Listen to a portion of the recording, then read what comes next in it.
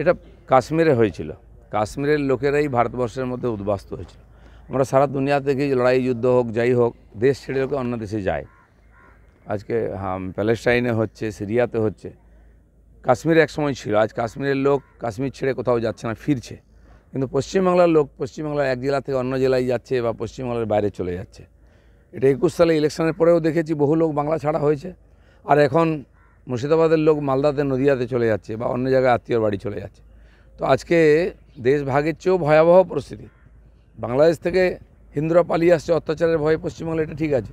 কিন্তু মুর্শিদাবাদের হিন্দুরা পালিয়ে যাচ্ছে অত্যাচারের ভয়ে মুর্শিদাবাদ ছেড়ে অন্য জেলায়, এটা অভিনব। আর ভারতবর্ষে এটা আমরা কল্পনা করতে পারি না। তার মানে কি ভারতবর্ষের সব জায়গায় সংবিধান লাগু নেই, সুপ্রিম কোর্ট চলে না, সেন্ট্রাল গভর্নমেন্টের কি ওখানে হাত নেই? এটা এখানে এমন একটা সরকার হয়েছে দেশদ্রোহী সরকার, যে দেশের আইন কানুনই মানে না, দেশের নাগরিকরা যেখানে সেফ। দেশভাগের পর আর কোনোদিন কখনো এইভাবে পশ্চিমবঙ্গের ওপর থেকে এক জায়গার মানুষকে আপনি অন্য জায়গায় শিফট হতে দেখেছেন প্রাণের ভয়? এটা কাশ্মীরে হয়েছিল। কাশ্মীরের লোকেরাই ভারতবর্ষের মধ্যে উদ্বাস্তু হয়েছিল। আমরা সারা দুনিয়া থেকে লড়াই যুদ্ধ হোক যাই হোক দেশ ছেড়ে লোকে অন্য দেশে যায়। আজকে প্যালেস্টাইনে হচ্ছে, সিরিয়াতে হচ্ছে, কাশ্মীরে এক সময় ছিল। আজ কাশ্মীরের লোক কাশ্মীর ছেড়ে কোথাও যাচ্ছে না, ফিরছে। কিন্তু পশ্চিমবাংলার লোক পশ্চিমবাংলার এক জেলা থেকে অন্য জেলায় যাচ্ছে বা পশ্চিমবাংলার বাইরে চলে যাচ্ছে। এটা 21 সালে ইলেকশনের পরেও দেখেছি বহু লোক বাংলা ছাড়া হয়েছে। আর এখন মুর্শিদাবাদের লোক মালদাতে নদিয়াতে চলে যাচ্ছে বা অন্য জায়গায় আত্মীয়র বাড়ি চলে যাচ্ছে। তো আজকে দেশ ভাগের চেয়েও ভয়াবহ পরিস্থিতি। বাংলাদেশ থেকে হিন্দুরা পালিয়ে আসছে অত্যাচারের ভয়ে পশ্চিমবাংলা, এটা ঠিক আছে। কিন্তু মুর্শিদাবাদের হিন্দুরা পালিয়ে যাচ্ছে অত্যাচারের ভয়ে মুর্শিদাবাদ ছেড়ে অন্য জেলায়, এটা অভিনব। আর ভারতবর্ষে এটা আমরা কল্পনা করতে পারি না। তার মানে কি ভারতবর্ষের সব জায়গায় সংবিধান লাগু নেই, সুপ্রিম কোর্ট চলে না, সেন্ট্রাল গভর্নমেন্টের কি ওখানে হাত নেই? এটা এখানে এমন একটা সরকার হয়েছে দেশদ্রোহী সরকার, যে দেশের আইন কানুনই মানে না, দেশের নাগরিকরা যেখানে সেফ নাই। হ্যাঁ, কিন্তু উনি তো দেশের আইন মানবেন না বলেই দিয়েছেন, কারণ উনি বলেছেন এই রাজ্যে উনি ওয়াক অফ অ্যামেন্ডমেন্ট আইন চালু হতে দেবেন না। উনি তাহলে না, উনি তো অনেক কিছুই বলেছেন। উনি বলেছিলেন সিএ লাগু হতে দেবেন না, কি করতে পেরেছেন? উনি কিছু বোকা লোককে বোকা বানান বারবার। আমরা ডিমনিটাইজেশন হতে দেবো না, আমরা 370 ধারা হতে দেবো না, হাঁটাতে দেবো না, 3 তালাক হাঁটাতে দেবো না, সব বলেছেন উনি। এখনও সেই কথাই বলে। ওনার কিচ্ছু করার ক্ষমতা নেই। ওনার পার্টিতে ওনার কথা চলে না, ওনার সরকারে ওনার কথা চলে না। কিন্তু এই যে উগ্রপন্থীদেরকে বাংলাদেশ থেকে ঢুকিয়ে তাদের দিয়ে লুটপাট করানো হচ্ছে, সুযোগ পেলেই কিছু এলাকায় তারা রাস্তায় নেমে হিন্দুদের সম্পত্তি নষ্ট করছে, মন্দির ভাঙছে, মহিলাদের উপর অত্যাচার, খুন খারাপি করছে। এটাই হচ্ছে সবচেয়ে চিন্তার বিষয়।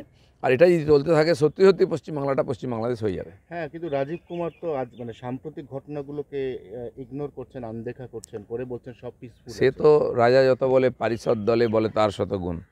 এরাই তো এই বাংলার হিংসার দুর্নীতিকে চালিয়ে রেখেছে। এদের তো জেলে যাওয়া উচিত। তার একটাই যে মমতা ব্যানার্জি তাকে জেল থেকে বাঁচিয়েছেন, সে যা বলবে তাই করবে। এই ধরনের অফিসারের উপরে কে ভরসা রাখবে? আর এরা সমাজ যারা অত্যাচার করছে উগ্রপন্থী, তার চেয়েও বেশি অপরাধী। কিন্তু এই অবস্থায় দাঁড়িয়ে বিশেষ করে মালদা এবং মুর্শিদাবাদ, যেটা অ্যাকচুয়ালি দেশভাগে বাংলাদেশে চলে যাওয়ার কথা ছিল, ওখানকার দুটো রাজ্য জেলা আমাদের এখানে ইনক্লুড হওয়ার কথা ছিল। তাহলে কি ভুলটা সেই সময়তেই হয়ে গেছে? কারণ ওখানে তো 70-30 রেশিও হয়ে গেছে। দেখুন, এই চক্রান্ত কোনো ছোট নয়। দেশ ভাগের পরে জিন্নার মনে সুখ ছিল না যে উনি আসাম বাংলাকে নিতে পারেননি। তখন এখানকার তো মুসলিম নেতারা বলেছিল, you wait for 30 years, will give you Assam Bengal on a silver plate. রূপোর থালায় সাজিয়ে দেবে বলেছিল ওরা বাংলাকে, আসামকে, জিন্নাকে। সেটা পারেনি, কিন্তু সেই চক্রান্ত চলেছে। সেই চক্রান্তের সাথী এখন মমতা ব্যানার্জি, তিনি সেটা সম্পূর্ণ করবেন। মানে আপনি বলছেন জিন্নার যে সব জিন্নার আধুনিক রূপ, সুরাবর্দির আধুনিক রূপ হচ্ছেন মমতা ব্যানার্জি।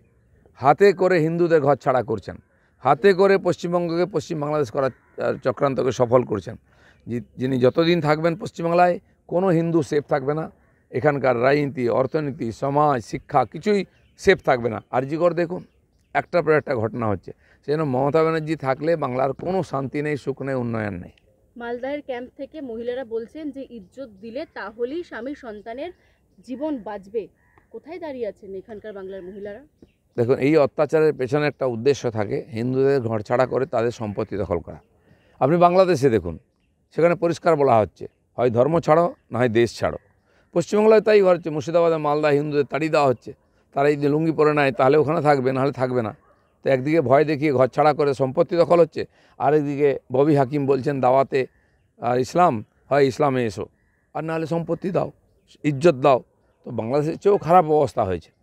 তো হিন্দুরা লড়াই করছে ওখানে, কিন্তু এমন জায়গায় আছে ওরা, একা লড়াই করা সম্ভব নয়। আর সরকারের পুলিশ দুদিন ওখান থেকে গায়েব, বিএসএফ নেমেছে, বিএসএফ তো আর গলি গলি চেনে না, তাদের কাজ নয় ওটা জানার। তাকে গাইড করার কথা পুলিশ, পুলিশ তাদেরকে নিয়ে যাচ্ছে না। বহু জায়গা থেকে ফোন আসছে, আমরাও পাঠাচ্ছি নাম, কিন্তু সেখানে বিএসএফ পৌঁছতে পারছে না, কারণ পুলিশ তাকে গাইড করছে না। দ্বিতীয় দিন সকালে যখন আবার সন্ত্রাস শুরু হয়, তখন তারা ব্যারাকে ছিলেন বিএসএফের লোকেরা, কিন্তু তাদেরকে পুলিশ অনুমতিও দেয়নি, সঙ্গে নিয়েও যায়নি।